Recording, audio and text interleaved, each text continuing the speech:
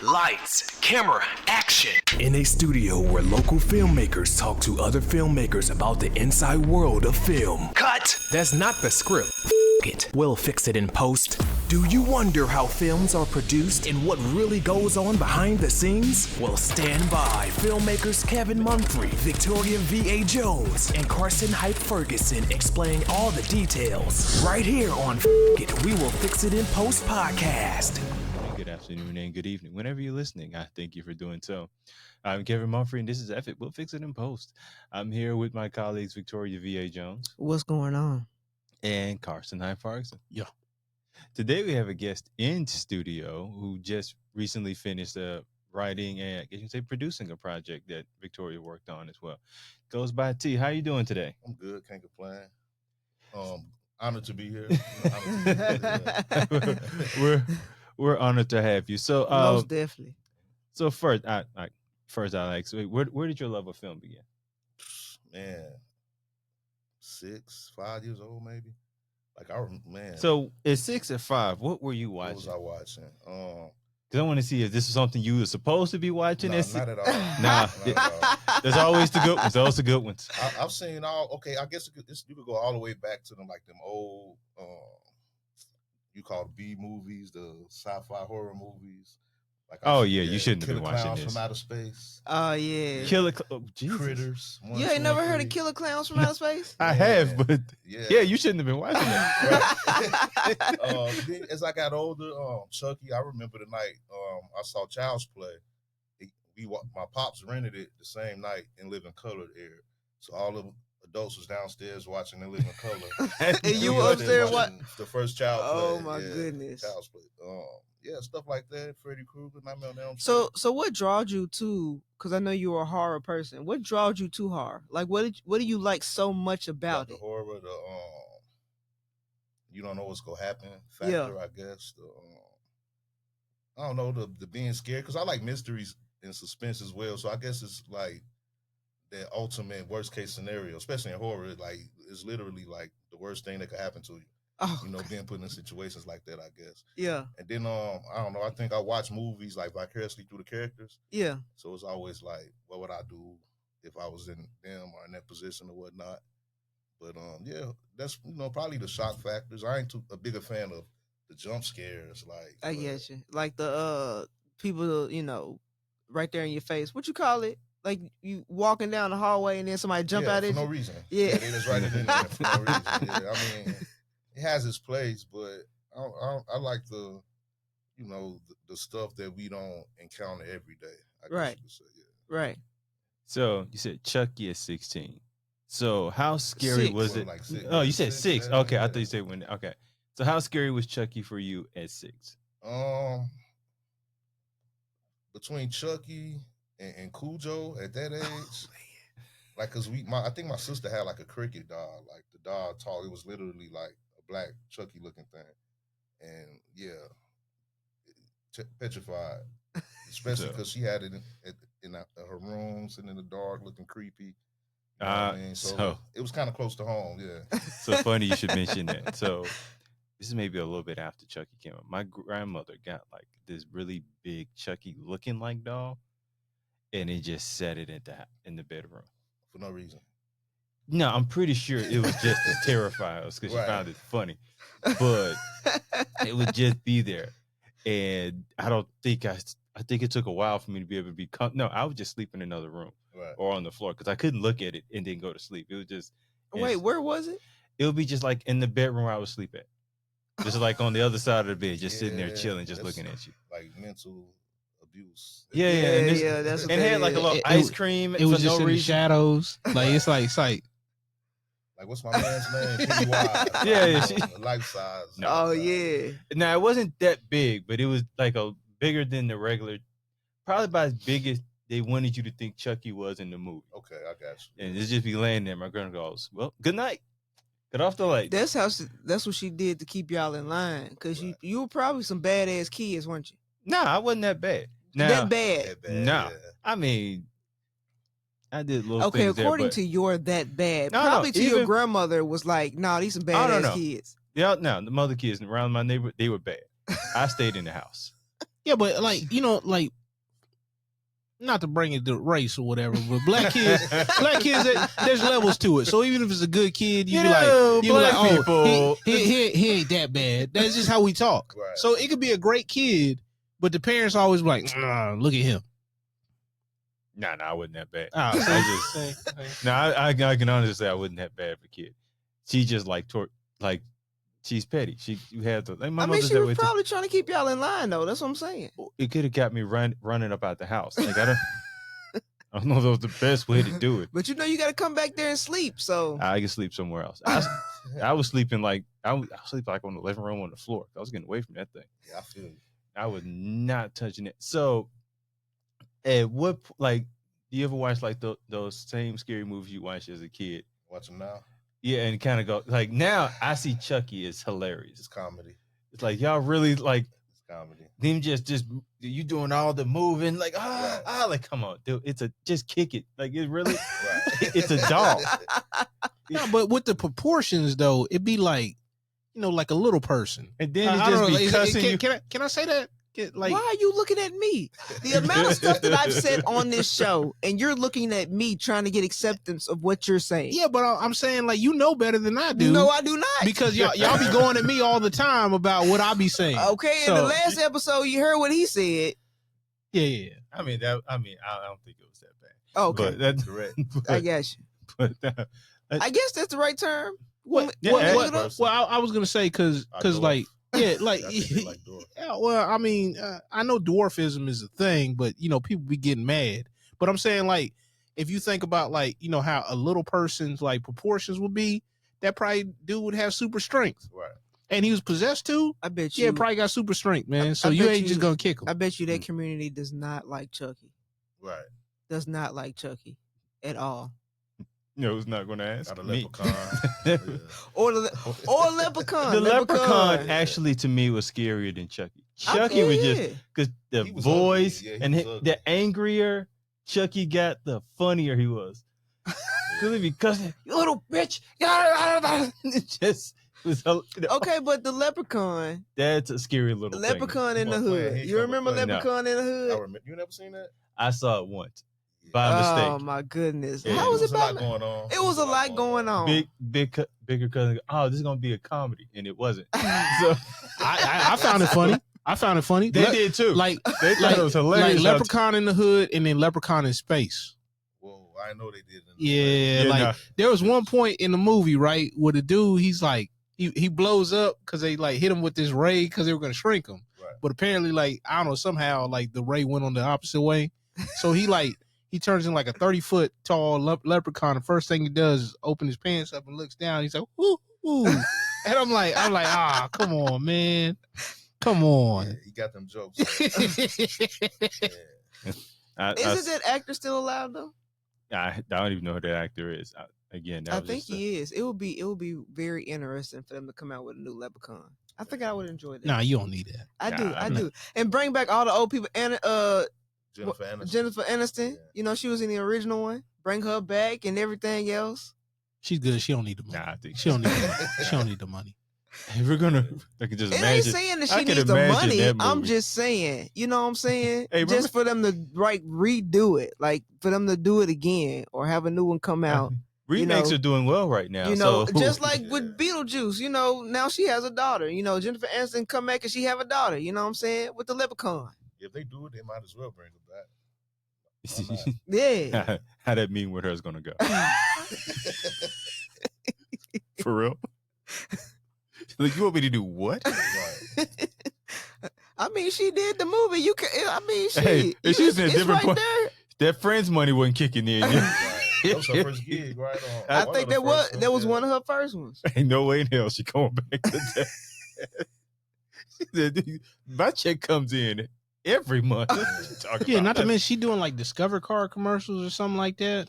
I'm not saying she's desperate to do it. I'm just saying to do it as far as, like an anniversary or something, or you know what I'm saying? Leprechaun. Because Leprechaun is legendary. Get the AI version of it. That's just like they brought back it and all them other ones. They remade that. They remaking all the horror films. Now I know I'm not the best person to judge this, but I feel like on the level of scary figures in film, it's probably farther up than the Leprechaun. No. Pennywise? Nah. Because Pennywise, even now, that Pennywise is kind of scary to me now. Leprechaun when he does that little creepy dance too, like that's just Leprechaun scares the shit out of people. Look, no. I'm telling you right now. I remember watching that when I was probably about 5. And do you know I wouldn't go next to the drain? I would go to the center of the road then like go back to the edge of the road. Like I'm not playing that, man. Because he's like, hey kid. And I was like, already I'd be like, nah, man. Like what you doing down there? I ain't gonna say I ain't gonna not go next to a drain now, but if I hear anything while I'm by a drain, hey, let's go. As a matter of fact, right? I saw a video of like a possum drag a raccoon down in the drain. It was like in New York or something like that. Of course it was New York. Yeah, that makes sense. Do you know they got their phone camera and like put it down in there and it took it like through the little pipe way. Like, and the raccoon was trying to get away. They had him by the scruff of the neck and he's just pulling him. And I'm like, oh wow. This is about to end badly for that raccoon, man. I just kept it moving like, hey, that ain't my business. T, what is your favorite horror film? Favorite horror film? Or give me your top 5. How about that? Top 5 horror films. That's a good one. I put you on the spot. He got to go in the back of his brain for this one. Dang, that's good. Horrors. Or suspense. Horror suspense. Nightmare on Elm Street, definitely. Like that's because I definitely remember like how I was young when I saw it and it stuck with you. Certain scenes stick with you. I'll put part 1 that's in the top 5. I like The Purge. Would y'all The Purge is that? cool. Yeah, y'all consider that? I like all them as a franchise. Yeah. What can I say? Horror suspense. Leatherface. Yeah. I like most of Leatherface. those. I forgot about that. Yeah, I forgot about it. Chainsaw. Even the remakes was kind of strange. Like they just did one like 2 years ago. Yeah. And, it's cool. It's decent, but it's not like the old ones. I got you. I know I don't want to say it, and I'm like, dang, I should have said that. No, it's just off the top of your head. Because I got one in mind. I just want to see if you say it. You got one? Okay. What I say? 3? Was that like 3? Purge? Yeah. Leatherface, 3 or 4. 3 or 4. Horrors. You know what? And I remember People Under the Stairs, like, because I think that's People Under the Stairs. Yeah, that's when I wanted to write. You ain't never seen that? No. Are you serious? No. Yeah, that's Jordan Peele supposed to be doing the remake. You seen it, right? Yeah. And they well, I could give you a rundown after this. I'll give you the other movies, but People Under the Stairs, and then one more. What can I say? One more. I like the Exorcist, but one of them though was crazy. I can't remember which one. Not the first one though. The first one, yeah, it was. Certain scenes I remember stick out to me. No, that's good. Yeah, that's good. I say one of those. I don't remember which one. Yeah. That's what's up. That's because the only one that, and it's probably a suspense and a thriller, it's the only one that I can actually watch is Saw. You can see people. You can watch people being cut up, but you can't watch everything else. It's weird. I know it don't make sense, but it is so well done. It's like, okay, how is this going to go?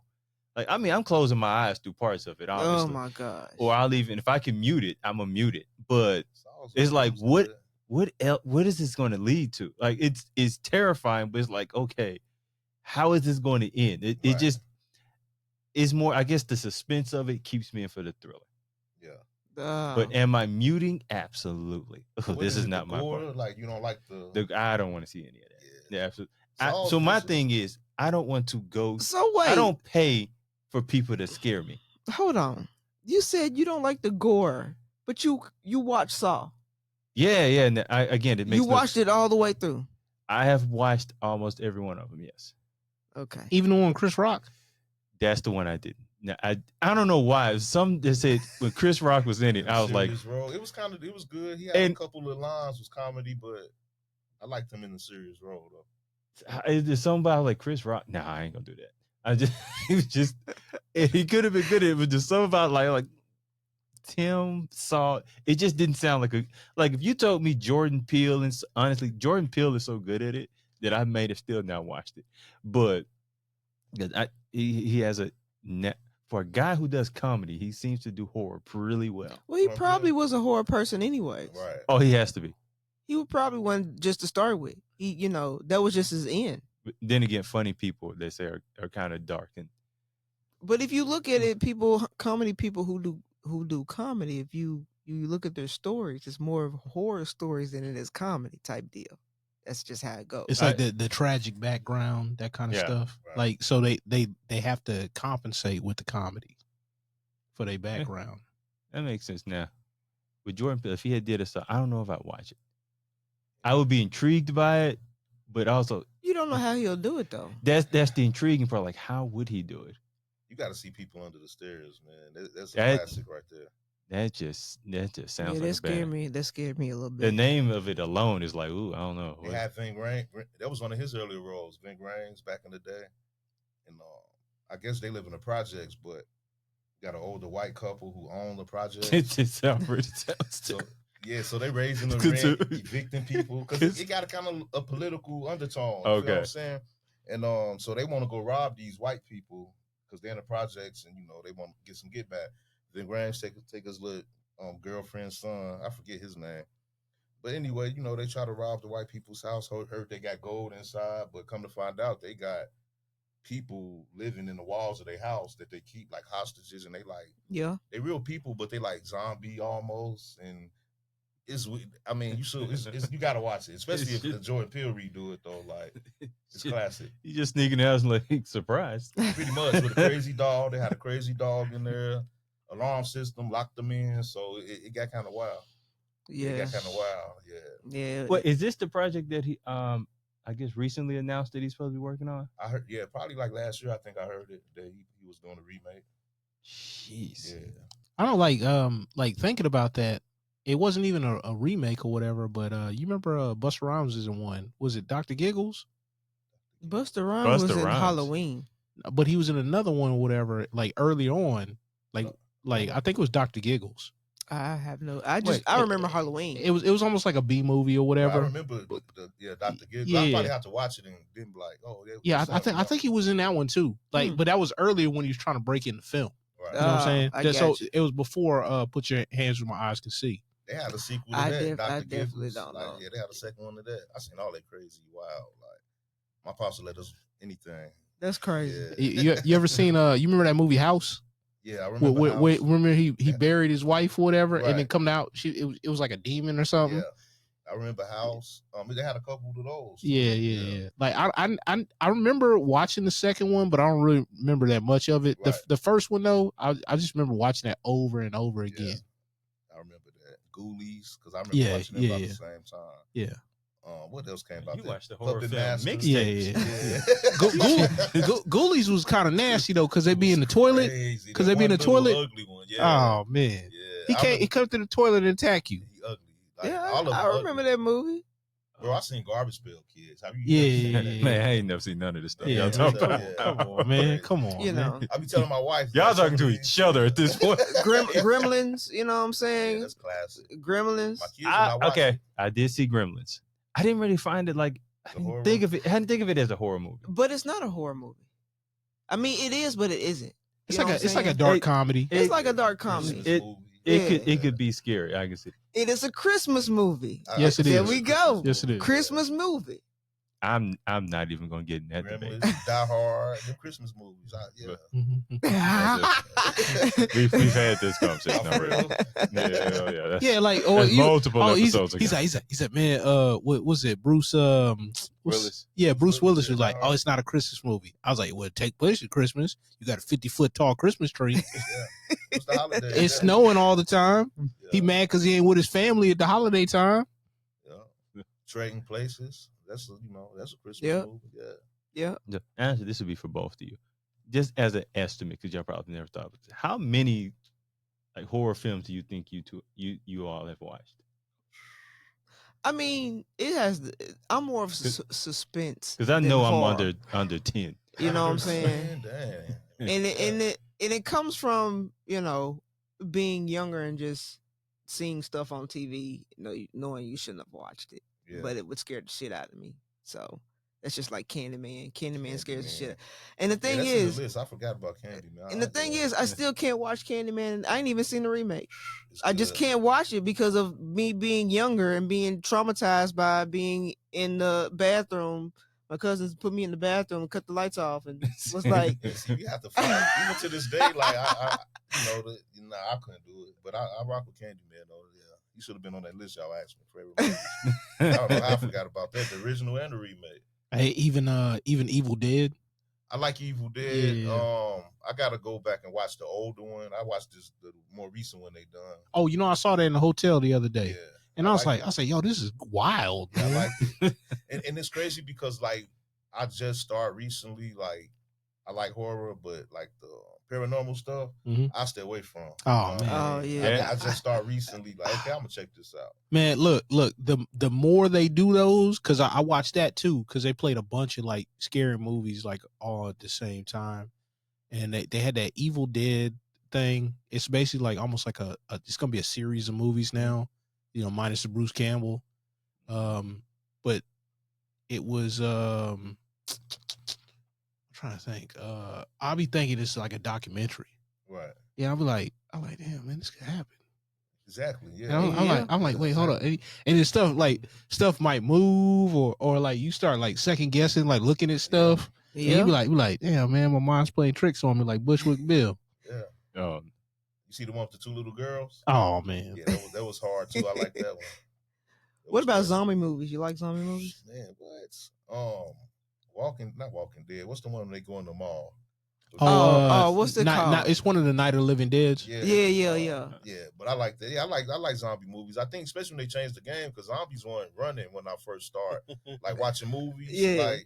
But I think that movie and the 28 Days Later is one of them. You know what? That's one of my favorite movies. Yeah. 28 Days Later. That is one of my favorite movies. Yeah, that's dope. That's a classic right there. Yeah, them cats are track stars. Man. This shows how little I watched because I really wouldn't have paid attention to running zombies. 28 Days Later, the actor who just won the Oscar, that was one of his breakout roles.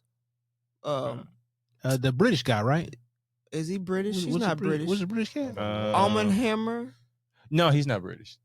Well, anyways, I didn't know he was in that. Yeah, he was. He's the main character in that movie. But that was one of his breakout roles right there in that film. But it is a very good, in my opinion, it's a good movie. I like that movie. Yeah, that's a real good movie. I've heard good things about it. Zombies. Because they're actually doing a part 2, and he's going to be a part of that. Well, this is going to be like the third one. Or third one, or what? This is the one he's gonna be in. I don't think the other one he wasn't in. Oh, okay, I got you. Yeah. Yeah. So I know. I seen they doing another one. Yeah. But yeah, they start running in them, man. It's crazy. And what I heard about like scary movies, there, as far as like for the film industry, it's one that does like if it does well, it does well with, and you don't have to spend as much making it. Right. Like you can kind of double on your investment. Right.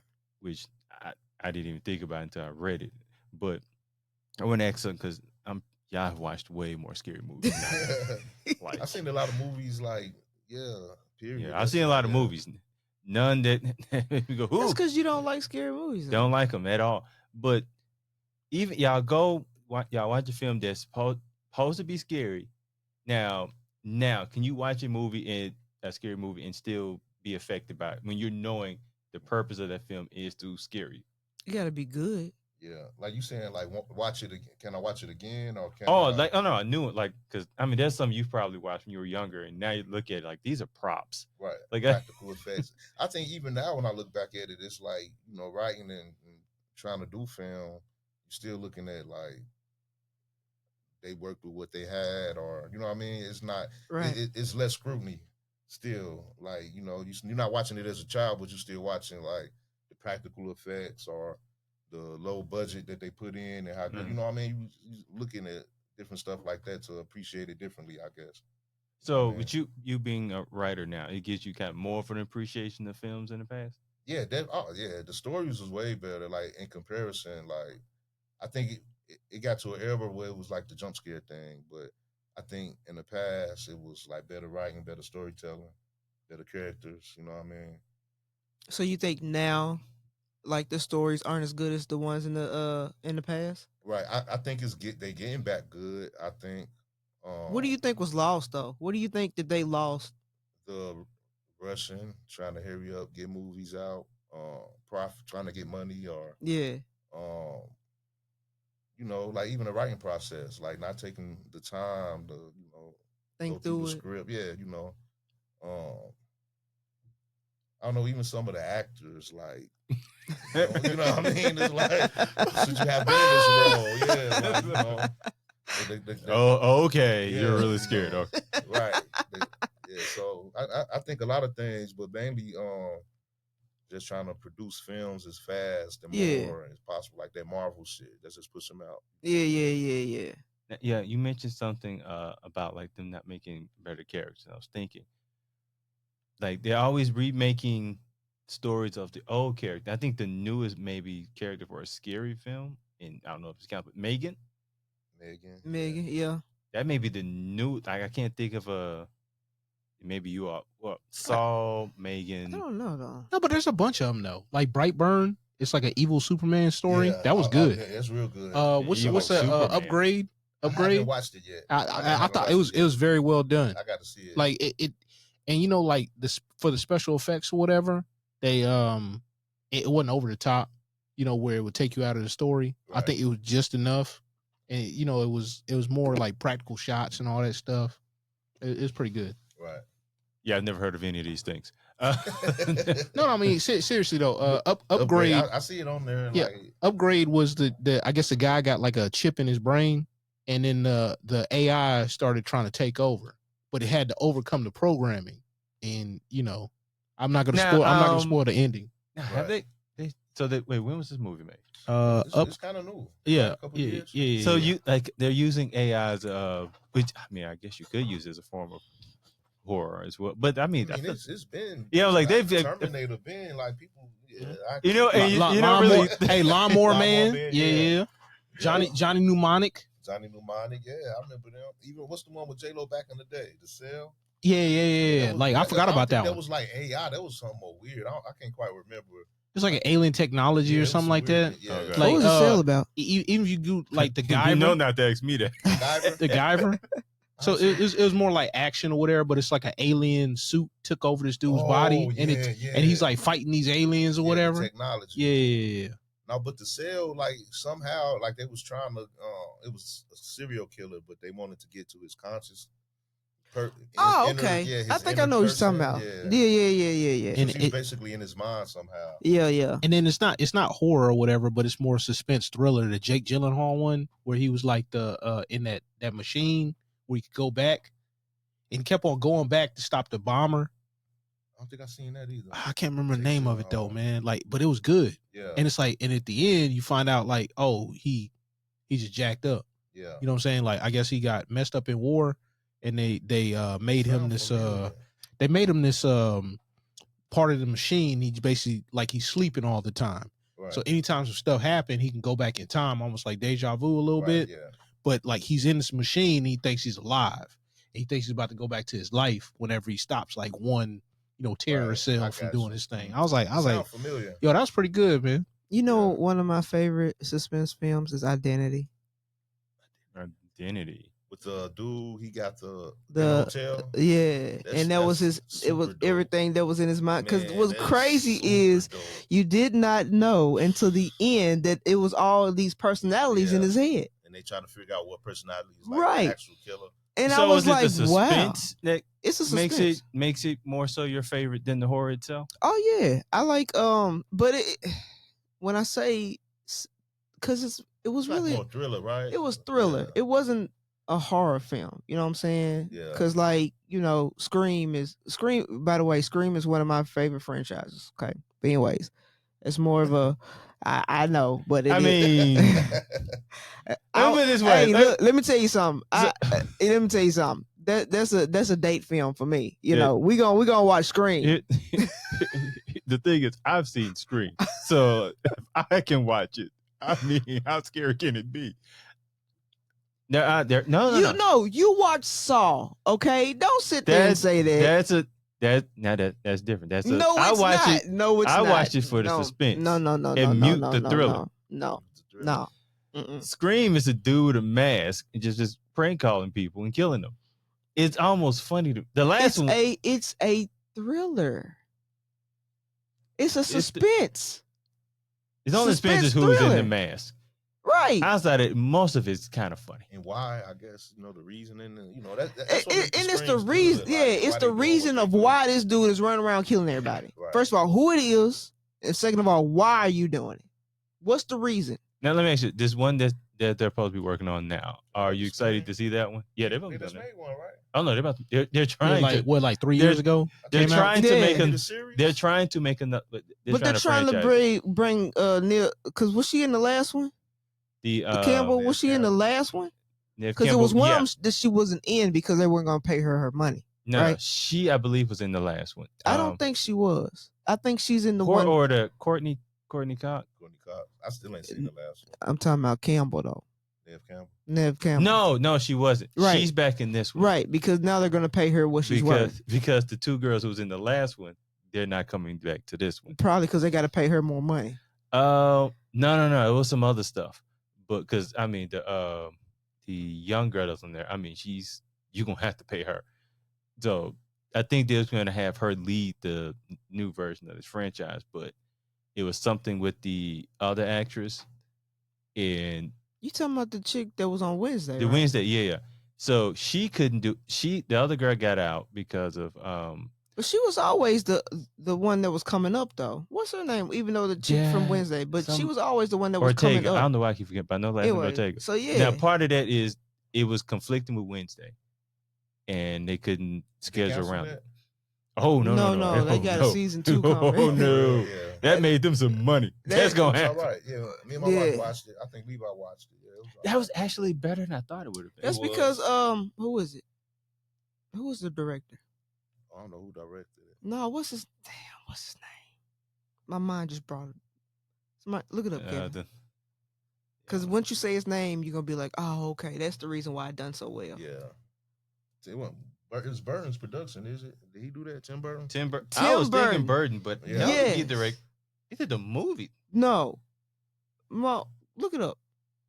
You know what I watch every time? And it's like, it's not really, I guess it kind of like is horror, but more drama suspense. Predators.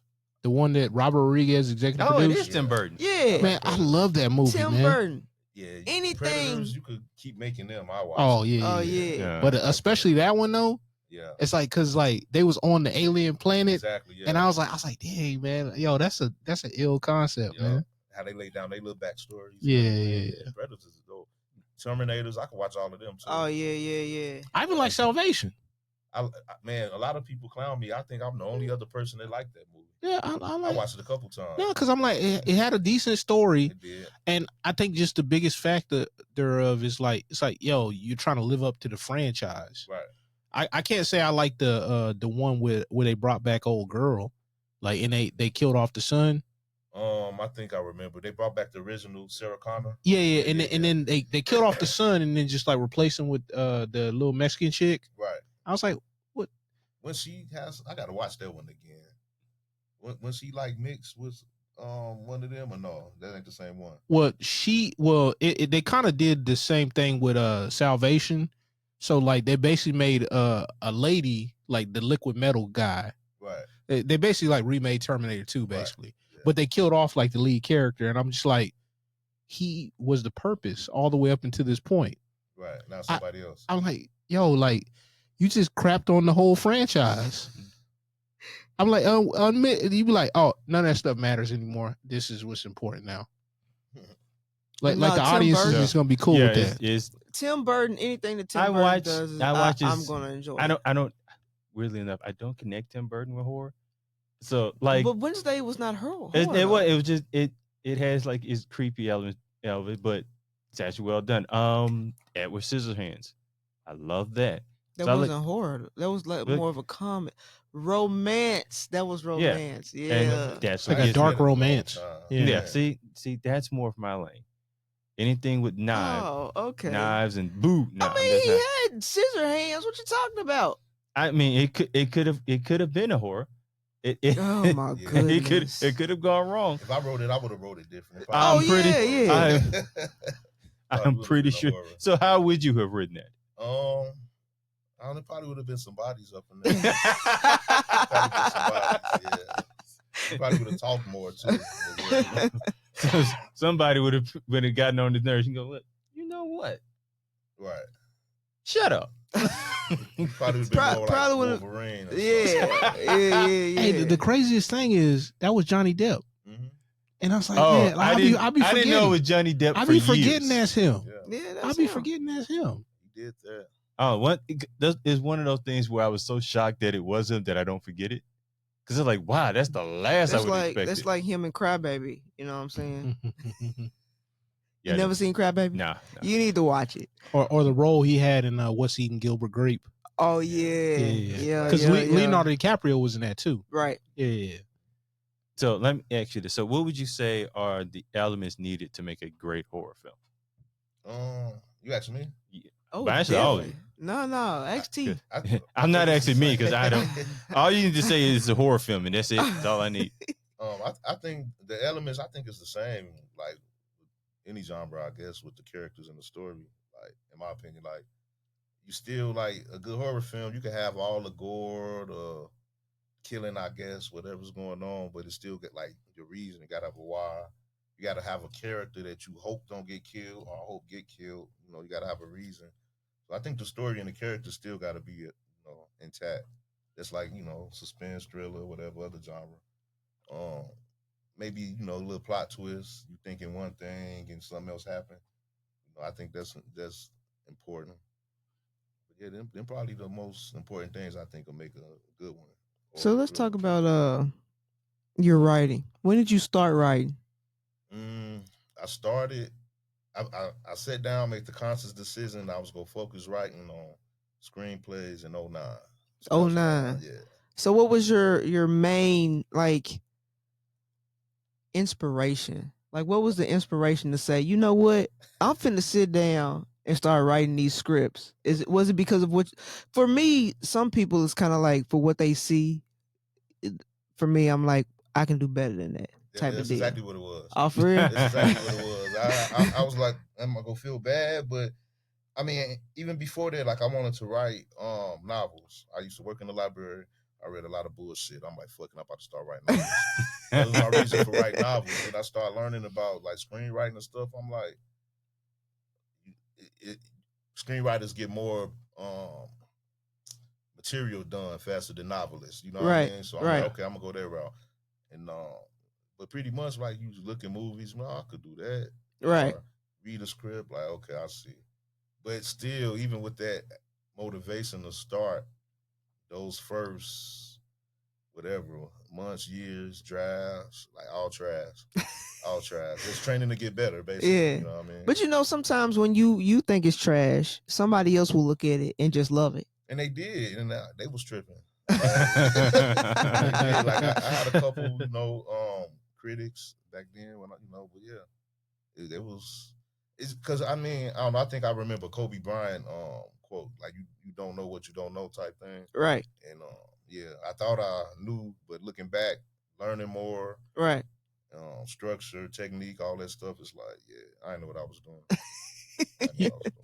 I heard Seth Godin talking about that. Mm-hmm. He's like you get down on yourself or whatever because it's like I think it's the book The Gap where he talks about that, and he even had like a TED talk about it basically. And he's like, yeah, you have to get good enough to fill that gap, right, to go from like beginner to okay, right, and then like the trash is in between. Exactly. Yeah. And he's like, yeah, like the reason why you think you're bad is because you got taste. Right. And I was like, damn. That makes sense. Like, damn. Yeah, that definitely makes That's sense. a nice way to put it. Like, I have taste. Do you remember like the first attempt at writing? Like, do you remember what that was? Do you remember what story that was?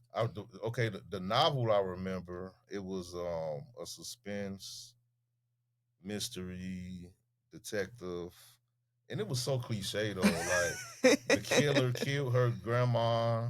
She killed the killer, but come to find out the killer had a twin brother type. It was like some weird like. No, that sound dope though. And that's how I was. I think I like used to overthink like the plot twists and stuff like that. Yeah. And I had a homie, man. He was going to college, and I let him read it. He was like, it just sounds like a couple other things I've seen. Like, I'm like, all right, but yeah, I mean, looking back at the time, I thought it was cool. You're trying to get it, edited, contest, send it to managers. You know what I mean? Like, everybody do that. Screenwriters, everybody think their first script is like ready to be produced or bought. And made into a feature film. Yeah, it's my lottery ticket. I'm ready, man. And I'm in a couple groups, and it's kind of like on Facebook, the screenwriters groups. You sit back, the comments. Some dudes in there even trying to sell their scripts to other screenwriters. Like it's crazy. But yeah, I that period in time was just purely like sharpening my craft, getting better. Yeah. As opposed to trying to come up. I get you. Hey, what was these groups on Facebook? Well, screenwriting groups are they got a black screenwriters group. So I'm in like 2 or 3 of them. Okay.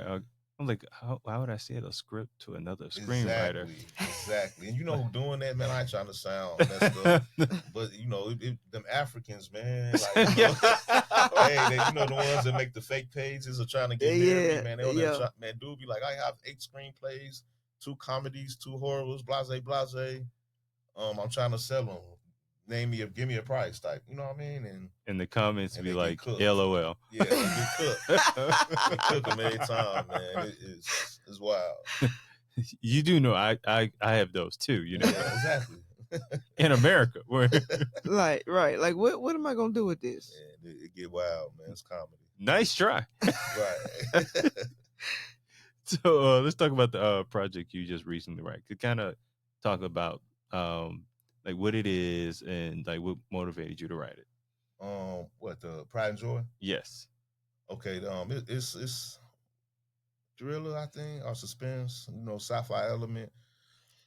It's funny because I think writing it started with a question, like, or a predicament, in my head, I guess, like, because he's basically just. Okay, first I want to go back. It's based off a longer piece, a feature-length script. So I kind of like, wrote it, so we could shoot, and I knew it'd be fun. But in there, it's like a guy, the lead character, he meeting his new girlfriend's parents for the first time. Oh, that's fun. Yeah, so that was kind of the basis of it. So it's like, after that, I don't know, my thought process just kind of spiraled, like, what can make this suspenseful or this and that. So, yeah, he liked this girl. You meet her parents, they're intimidating. The situation is intimidating. And they brilliant scientists, and, they got a backstory. Okay. So, she basically, she a clone, a replica. She don't even realize it.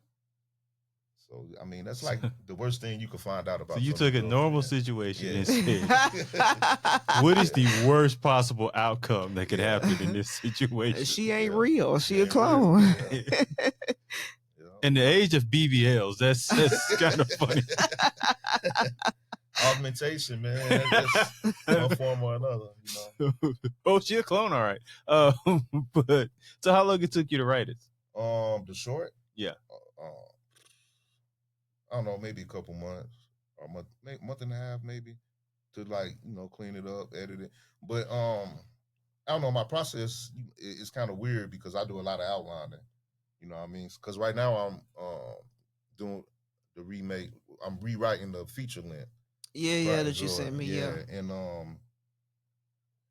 because I wrote it, like I don't know, I'm kind of like bringing things down. But I think about a month and a half, the short feature length that took maybe like a year. But how many drafts? That depends. Like, to me, I consider my outlines drafts because they so detailed. and I do them on my phone. So wherever I'm at, downtime, I can work on outlines and stuff. But I was 3 to 5 drafts. So on this outline, because most people not necessarily know like what people put in. Is it like you may have like a character synopsis or a breakdown of a scene? How does your outline work? First I start with the act, like opening, how the opening go be. Character, not necessarily character synopsis. I do the character synopsis or the character breakdown like right before I getting into drafting. Unless sometimes I have little details in the outline that I could just get into writing and they there.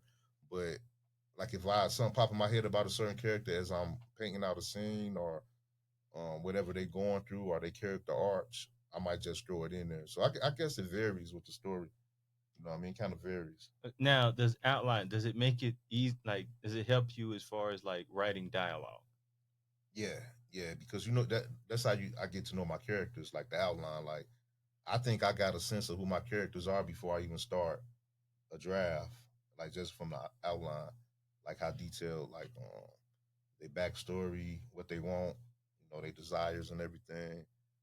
So yeah, it's by the time I get to the draft or the script, yeah, I'm pretty like real acquainted with the characters, so it makes it easier with the dialogue. You know how they go talk. Yeah. You know how they go say certain things. Even in the outline, I would like if a certain scene that is in my head, I will put a piece of dialogue that like, oh, this would be dope if they say this. I want to forget it, so I put that in the outline. Like whatever I can remember about the story, I'm gonna throw it in the outline. Or so it's kind of like the ingredients. Exactly. Yeah. Exactly. Yeah. Now, you ever gotten to a point where you're writing and you go, okay, yeah, this doesn't make, or a scene may take a turn to a point. Well, now I don't think my character would do this, and you almost have to like restart it. The whole thing? No, not no, just like maybe a scene or like or a few pages. Oh yeah, definitely. Because I had a teacher in school, man, and he used to be, say certain stuff, but certain stuff stick out. Excuse me. But he was saying, sometimes you gotta let the story write itself. Like you gotta make the characters make the decisions, they go make and don't get in their way as a writer, But yeah, I think I have to do that a few times. Like, nah, he wouldn't do that.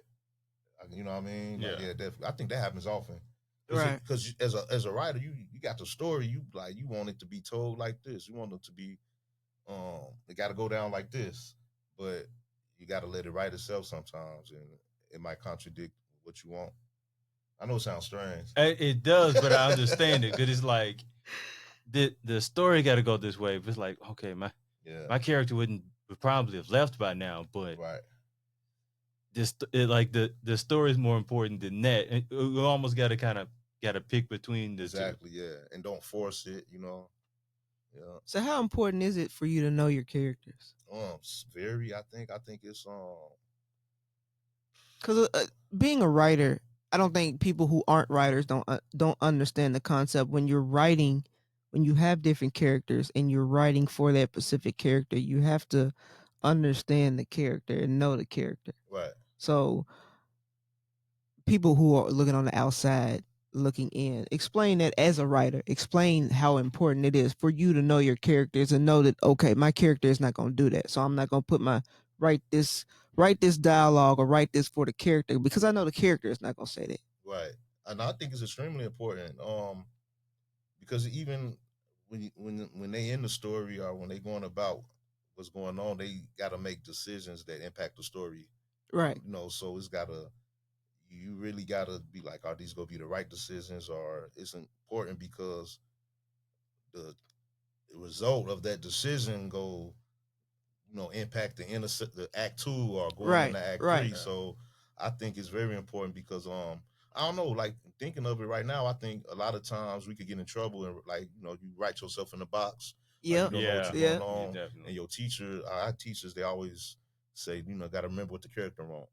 Like even in acting, like you forget the lines, but you just got to remember what the actor wanted in the scene type thing. Yeah. So I think it's very important. You could get lost in the story. You might fall apart. Like I watch movies, my wife, I'm like, man, they wouldn't even did that. Like we watched the movie today. I mean, I'm not saying the writer didn't know the character. It was a TV show. But the kid done been in several episodes and all of a sudden he's like a math wizard. Like we know this dude already. Like why y'all write that in there right now? You know what I mean? About to help the kingpin clean the money up and everything. Like you would assume he was slow. Like right. But you just it got to make sense. Like I get you don't know your character. Things might not make sense. Right. Yeah. But then again, like if it's a show or whatever, it's probably you're dealing with a writer's room and exactly, you got all the compromise and somebody's just like, hey, just get it done. Exactly. Yeah. So that's probably what happened. Oh yeah, I'm sure it kind of makes sense. Somebody probably said something got vetoed. Yeah. But it just it stands out. Yeah, it stands out. That sounds like a corporate interest got in. Like, no. Right. He's smart now. By the 8th episode. Oh yeah, he a math whiz now. And then turn around and do some crazy stuff. Like the next episode. I think that's why you ever seen Breaking Bad? Yeah, I'm watching it now again. Yeah, so like the Jesse Pinkman, like he acted like a retard sometimes, man. You like, God bless. And like you just get mad at him, man. But it's like I was like, man, that's how you know you wrote it well.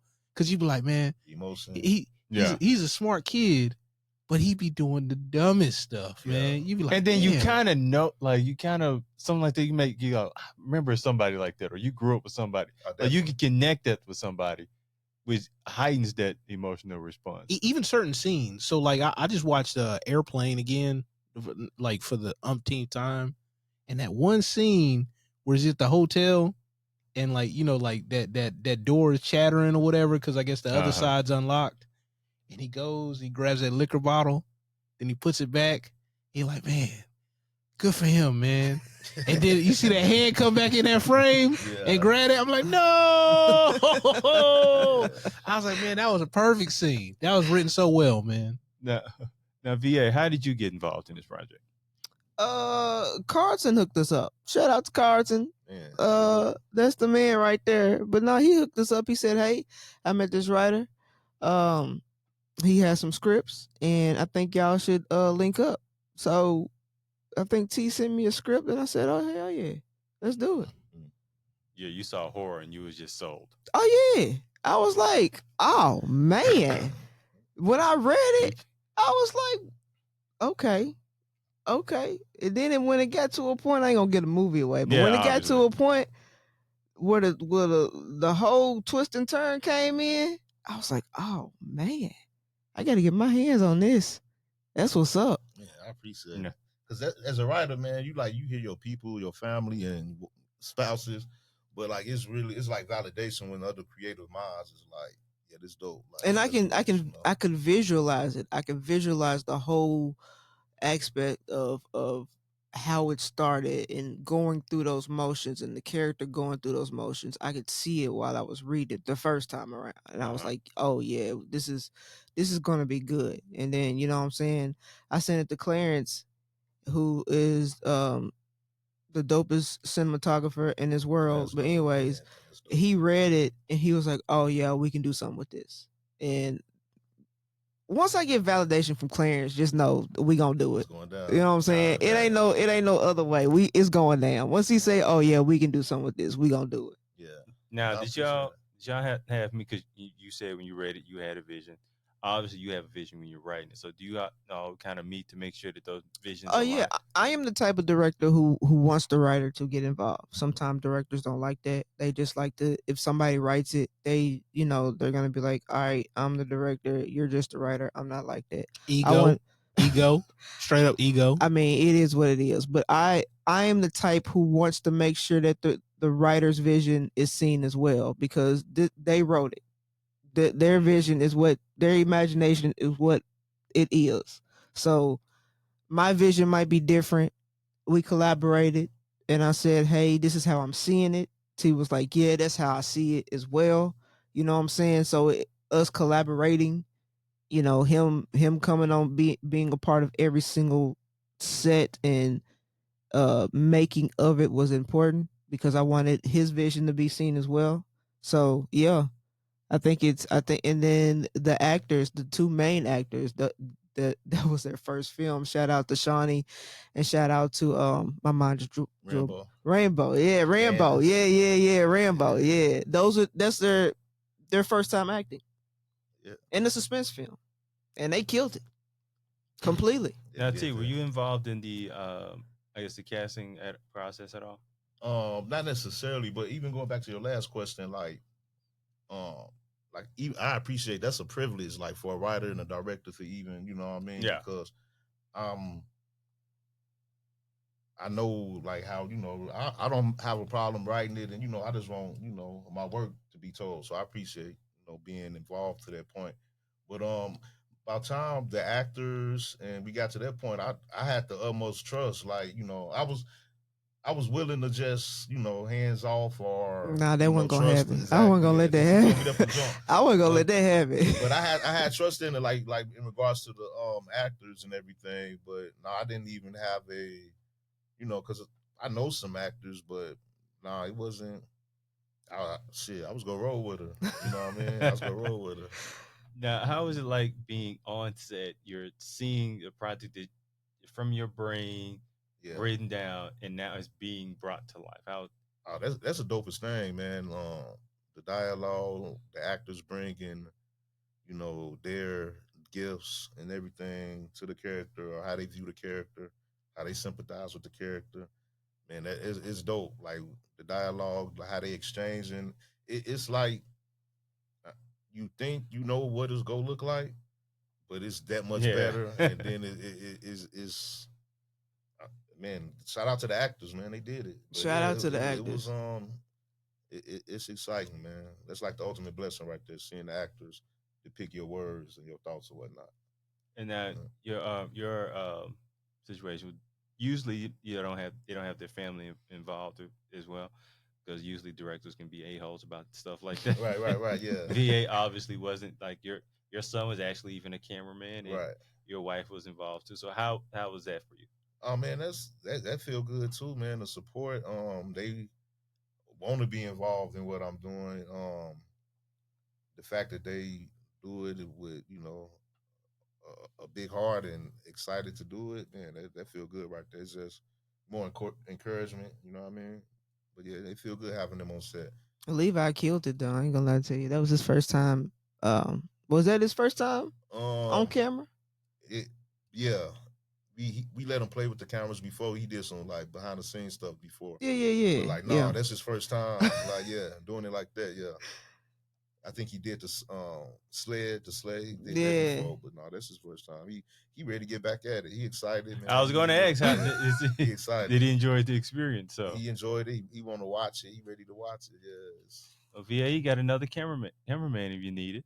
Yeah, I know, right? Most definitely. So we get to the last day of shooting, and that last scene is done, and VA says that's the wrap. But was it a feeling of relief, or do you remember how you felt at that moment? An accomplishment, like, because film, man, is some people don't finish projects. I got unfinished projects, like never get to that date, or especially when you're dealing with multiple dates and different conflicting schedules. So it's always dope when you get to wrap. For real. So yeah, it's definitely an accomplishment, man. Now, if you looked at like I'm pretty sure there's like horror film festivals and stuff like that. Did you thought about one to submit it to? I haven't actually. Me and V, we could talk about it. I'm sure, her and Clarence probably look, into things like that. But honestly, man, I was so geeked. Like the we definitely doing that. You ain't gotta worry about that. I've already started looking up film festivals. Yeah, see, we ain't even got the first edit yet, but I'm already looking up film festivals. Like I got a whole list. That's what's up. See, my mind, I was just back to writing. Okay, I got to get something else. No, that's a good thing though. You know what I'm saying? Yeah. Give me a little bit more fuel to the fire. Yeah. Because I'm trying to tell you, when that comes out, people are going to be very surprised the way it was shot, the way it was put together, everything else. It is going to put everybody on a different level. Right. I already know it is. And lets them know, okay, who wrote this, and they start learning who you are. Right. And then you have to put on your LinkedIn profile, film writer. Right. Got to. I think someone told me, they asked this director, how do you become a professional director? He goes, direct. Right. Until people pay you. Yeah. As soon as direct, write, do all the other stuff until somebody big pay attention. Right, exactly. Yeah. Now, do you only write horror? Horror. I think right now it's kind of I've been leaning toward like sci-fi, like thriller thing. Like you probably been busy. You ain't read the last one I sent you. Nah, because you said you gonna rewrite it. I did. The last link. Yeah, okay, that's the rewrite. I got to check that out. But it's kind of like I like the sci-fi elements of like not a sci-fi world per se, but like sci-fi happening in a regular environment like now, I guess you could say. But the horror element, I think even with that, I'm doing a pitch deck for horror, and I think it's just the stories that come to me. Honestly, that's a bona fide horror. Like the one I'm doing a pitch deck for, like Pride and Joy, I would consider that more like suspense, a little thriller when you enter in the feature length project. But I'm doing a pitch deck is bona fide horror, like a whole. I'm trying to create my Candyman. You feel me? Okay. So this is a character that but it's not. I think it just depends on the story. Like even though the last script I sent her, that's more like sci-fi thriller. You know what I mean? Okay. Sci-fi horror, you could even say that too, because it's some crazy stuff in there too. Oh yeah, you make your own genre, man. You know what I'm saying? I like make your gumbo genres. Yeah. And I will say when you make your Candyman, I'll watch it, but that will be on mute. right. For certain scenes. I still can't believe you sit up there and say you watch the Saw and then talk about so. I know it don't make sense. I sit there watching this going, I can't believe I'm watching this. Talking about so I don't watch horror. About 40% of it is on mute. Cause See, Saw, that's horror. So you sit there and you look at a film on mute. Like you're looking at it and it's on mute. Once the music starts, like, oh, okay, yeah, that's that music doing. Music kind of gives me that sense of, it's about some shit about to happen. Yeah, Mute. Sound production do it. Oh yeah. I appreciate good sound because it lets me know when to mute. I don't think you can have a good horror without that too. You got to have that sound and them elements to put you in that environment. You know what I mean? It puts me in an environment to press mute. Oh my gosh. Bam. In the episode. I'm so done. I just don't understand. Hey, I don't understand. For you, watching a horror film with me would be an incredibly frustrating endeavor. It probably would. I'd probably just shut the TV off. Be like, we're just gonna sit here in silence. Watch people under the stairs, man. That might. He'll watch the whole thing on silent. I'm trying to tell you, it's gonna be on mute the whole time, like literally from beginning to end. I will be on the phone. Sound like some crazy stuff going on there. I'm not even putting the captions up. Did you like Us? Never saw it. Never saw what? it. No, never saw it. You never saw it? No. Oh my goodness. The trailer alone, I was like, oh no. Get Out. That's more like psychological thriller. I've heard that, and people are like, they're not just. I think you'll like it, and I'm glad you think that. It's not scary though. You're like Us. That trailer was scary enough. It did enough for me. And on that note, oh my gosh, I'm gonna find something lovey-dovey to watch. I got some Scream. No, you don't. No, you don't. Nothing is more scary to me than you going, hey, I got a movie I want you to watch. No suggestions. Hey, I want no suggestions from her. I'm gonna invite him over one day and just turn the TV on. Just something going watch. You ever seen a black man disappear? One of them old 80s horror B movies. I could probably no.